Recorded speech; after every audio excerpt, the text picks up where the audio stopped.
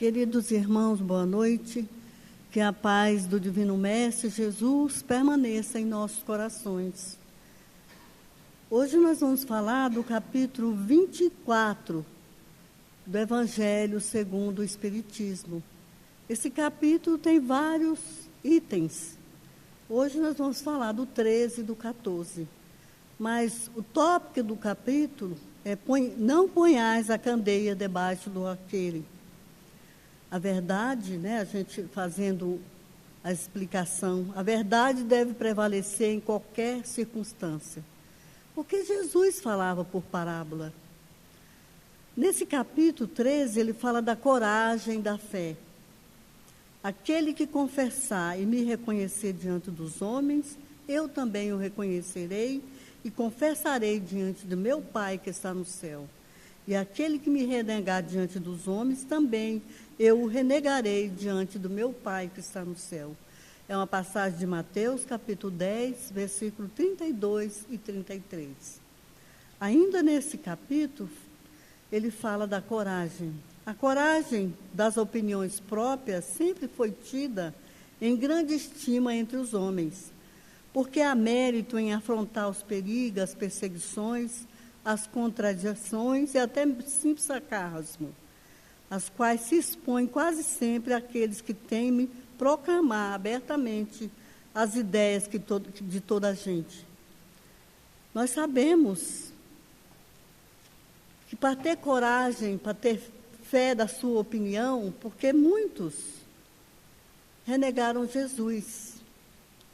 O Pai misericordioso determinou a missão de Jesus na terra. E ele, em momento algum, ele fraquejou. Tanto é que morreu na cruz, para determinar, para seguir as orientações de Deus. E nesse seu propósito, ele queria nos trazer a informação, como a doutrina que esclarece as parábolas de Jesus, que a vida continua. Nós vemos aí a tradução dizendo que Jesus morreu na cruz para nos salvar. Nos salvar dessa ignorância de acharmos que morremos quando perdemos o corpo físico. A vida continua.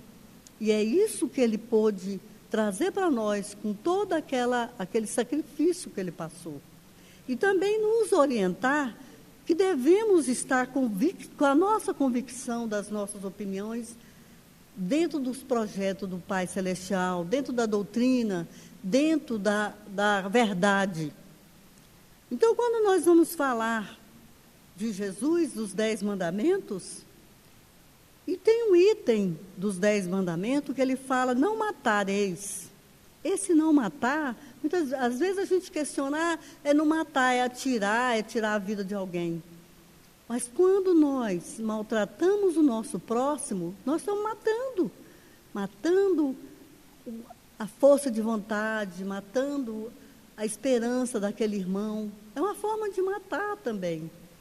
Quando nós tiramos a esperança de alguém, quando nós tiramos a coragem, a força, a fé, porque o Evangelho nos orienta o pensamento positivo, a coragem, a força. Então, nós, principalmente, nós espíritas, que já temos esse conhecimento da verdade, que não saia da nossa boca nada de pessimismo. Não importa essa frente de notícia ruim que nós vemos, no momento. Em outras épocas, as informações vinham com mais demora. Hoje, elas chegam na nossa casa de variadas formas. Então, a gente tem que ter coragem para recebê-la e não ficar divulgando o mal como querem muitos. Jesus enfrentou todas as perseguições. E nós vemos também os antigos cristãos que foram colocados para as feras. Eles foram com coragem para cumprir também a sua fé, a sua coragem da sua fé. Hoje nós não precisamos fazer isso. Ninguém vai nos crucificar por declarar a nossa fé, a nossa convicção. Mas muitos de nós ainda, para não ser desfeito daquele grupo social que nós estamos, às vezes nós mudamos a nossa crença, a nossa fé, perdendo aquela coragem. Ah, você é espírita? Não sou não.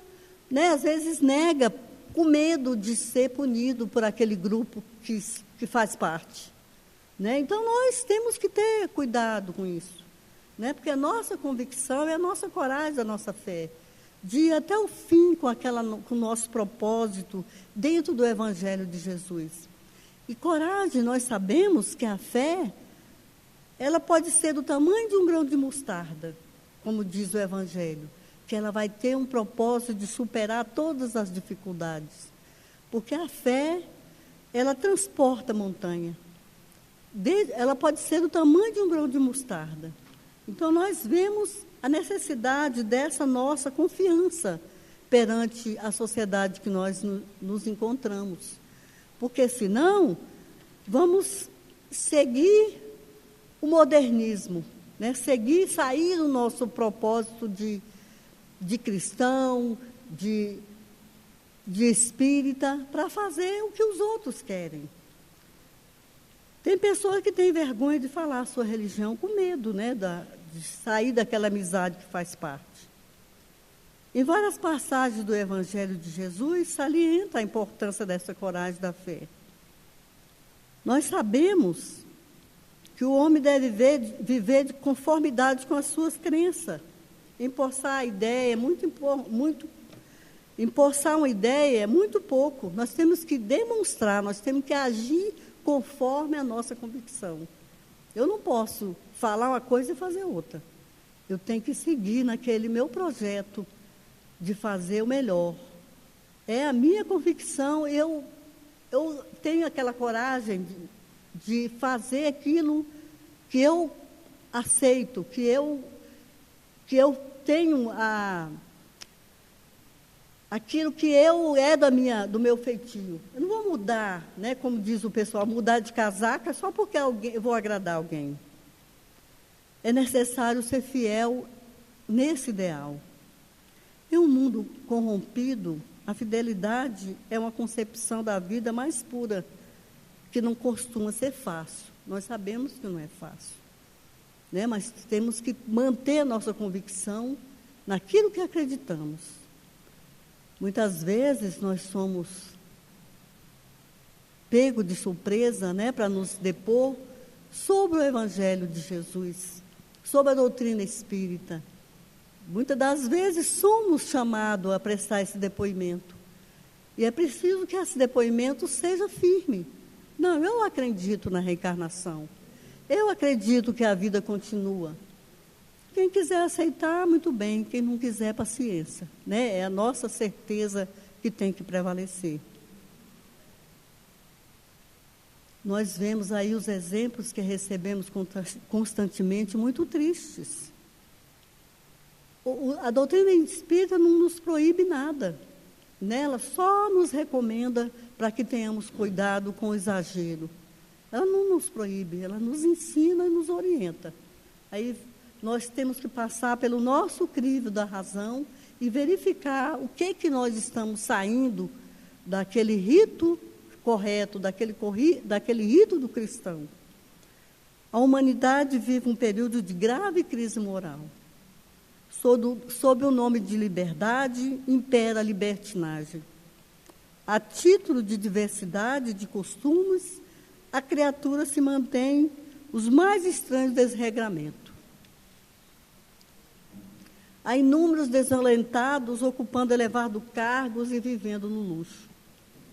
Seres viciosos posam de modelo para a sociedade. Muitos artistas bonitos, mais levianos e desequilibrados, ditam modas e tendência de comportamento.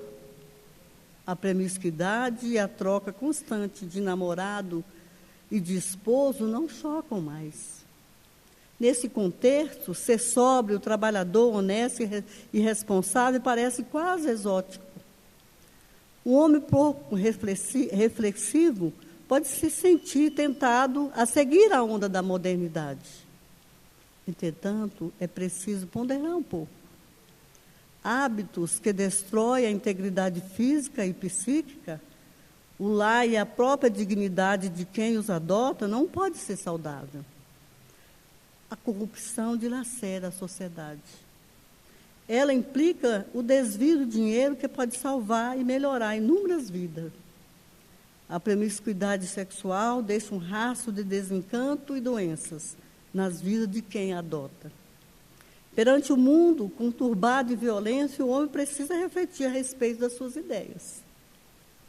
Quais são os valores que consideram necessários para uma vida harmoniosa e saudável? Identificados esses valores, impõe a fidelidade deles. Temos que manter firme na nossa convicção, na nossa orientação que recebemos perante a doutrina de Jesus. Nós temos a doutrina espírita, essa Bíblia que nos trouxe os esclarecimentos de Jesus lá no início. O Pai, sabemos que Moisés trouxe os 10 mandamentos, de repente ele teve que incluir lei civil no meio por causa da nossa desobediência, e impôs até a lei do olho por olho, dente por dente. Tanta rebeldia do homem. Mas Jesus veio e mostrou que é o amor que deve prevalecer. Nós vemos aí as orientações da doutrina espírita, os estudos sistemáticos usados da doutrina espírita ao sábado, vazios. Toda vez que fala que é para estudar, ninguém quer. A maioria de nós não quer estudar, não quer aprender, não quer saber como fazer o melhor. Eu já sei. Mas é o batendo na pedra até que ela fure. Que a água, que tanto bate até que fure. É assim que tem que ser para nós. Diante de tanta mudança, diante de tanta coisa que está fora do ritmo do Evangelho, que nós temos que estar convictos na nossa certeza, para que sirvamos de exemplo. Às vezes servimos de chacota para os demais, mas não importa. Nós sabemos a nossa convicção e temos que segui-la, na nossa coragem, na nossa fé. O que não vale é viver ao sabor da circunstância como um animal, que se guia pelo movimento da manada. A inteligência de um dom precioso jamais pode ser desperdiçado. Use lançar um olhar crítico sobre os hábitos da sociedade e meditar sobre eles. Se todos adotassem determinado padrão de comportamento, seria possível uma convivência pacífica e proveitosa? Certo naipe de conduta é louvável? Seria agradável ver os próprios filhos ou os pais vivendo de uma forma destrambelhada? Ou ver um ente querido sofrendo as consequências da conduta inconsequente de outrem? O que não é bom e honroso o torna infelizes aos outros, que deve ser combatido. Aí surge a necessidade de ser corajoso.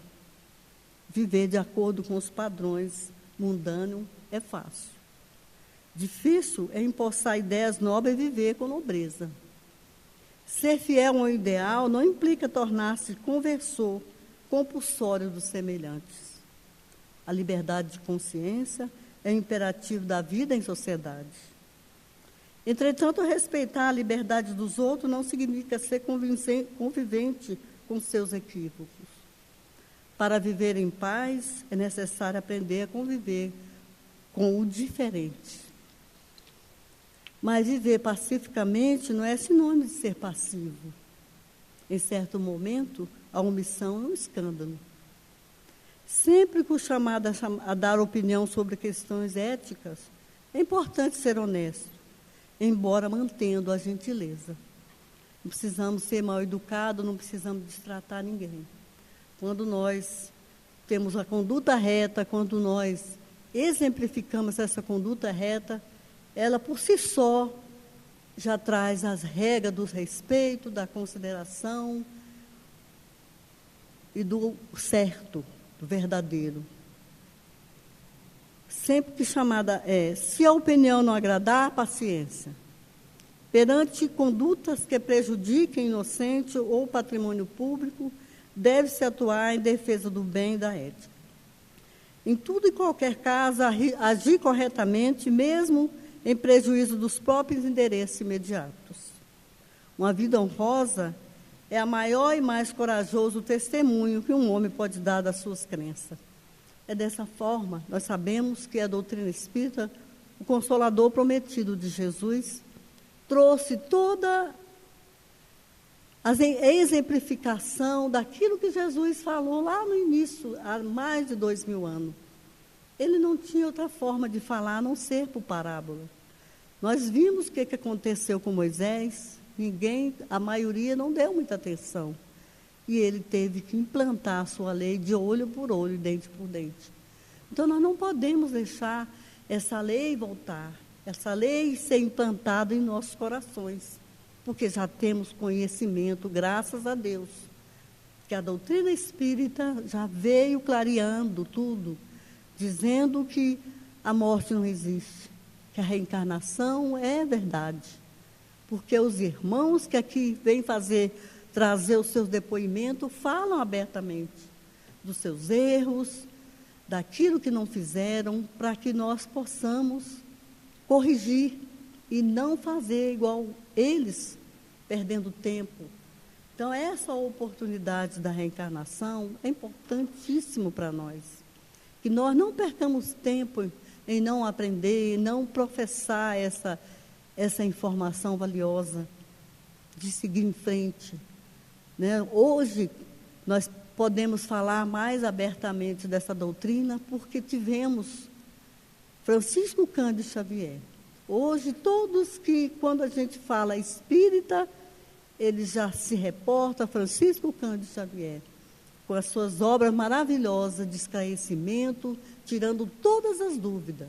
Quem que duvidar de nós, que vá para as obras básicas, que vá estudar.